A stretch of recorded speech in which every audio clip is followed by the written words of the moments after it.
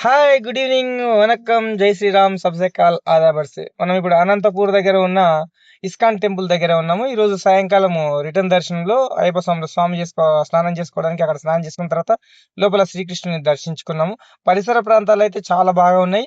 హైదరాబాద్ నుంచి అనంతపూర్, బెంగుళూరు ఎవరైనా వెళ్ళేవాళ్ళు టూర్ వెళ్ళేటవారు హాల్ట్ అవ్వచ్చు, రెస్ట్ తీసుకోవచ్చు. అంటే శ్రీకృష్ణ ఇస్కాన్ టెంపుల్ సూపర్‌గుంది బాసు. ఒక 10 నిమిషాలు ఆడ మనసు ప్రశాంతంగా ఉంటది.